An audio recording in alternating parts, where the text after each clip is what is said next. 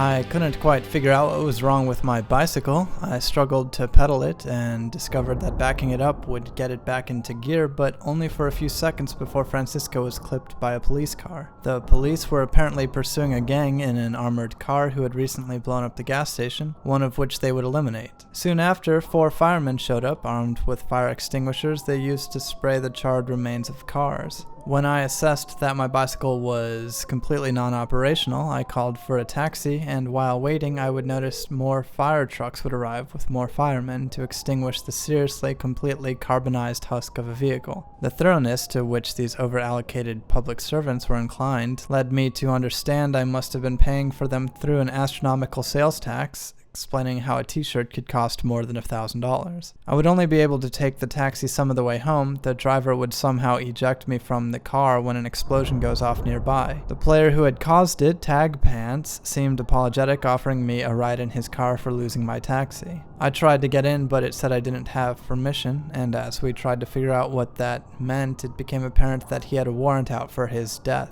I suggested he simply depart, as I had no interest in aiding and or abetting, and before I knew it, a godfish was blasting the fire hose of a likely stolen fire truck, the number of shirts this would cost the city nearing the hundreds. I watched Tag Pants prepare another explosive to throw at the fire truck, which seemed to disagree with his decision, at which point I told him I'd just prefer to walk home.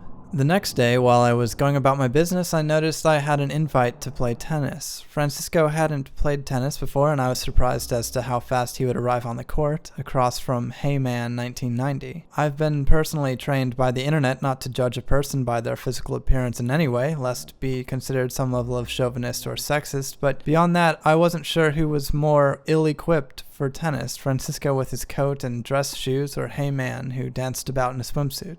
The answer, unfortunately, was Francisco, who flobbed all sorts of easy volleys as well as magically impossible ones. I would be defeated by a considerable margin, and although I wanted to hide behind the stat comparison between Heyman's triathlete status, I noticed Francisco wasn't as far off as I had imagined. After I had embarrassed Francisco terribly, I found where his bicycle had been parked, right in front of a rather impressive sports car which was currently under the possession of Hey Man 1990. As I got on the bike, Hey Man 1990 would repeatedly blast the horn, assumedly wanting to go for a ride. The tennis match had been civil enough and no firearms had been brandished yet, so I decided to humor Hey Man's suggestion. Not one to reinforce gender stereotypes, I decided to enter the car after the permissions were cleared. Hey Man 1990 immediately drove us to a movie theater, where we both pay the $20 to see The Loneliest Robot, an animated film by S. Lewis Crawford. In a strange move, Francisco decides to sit a few rows behind Hey Man, and although I respect this decision of his, this clearly upset Hey Man, who decided to leave before the opening credits had played out.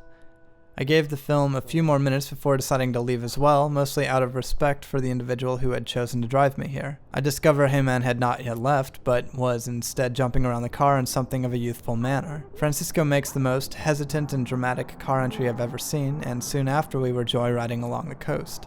I thought about asking a question or breaking up the monotony, but I didn't want to interrupt the rather intense driving that spanned several lanes.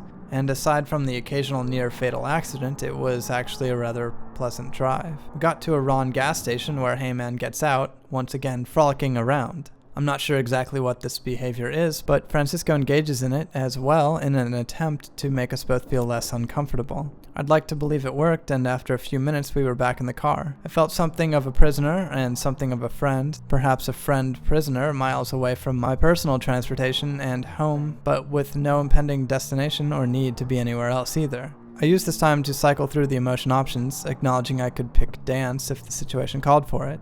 Currently it did not, as Hey Man 1990 was rolling the car off of a cliff.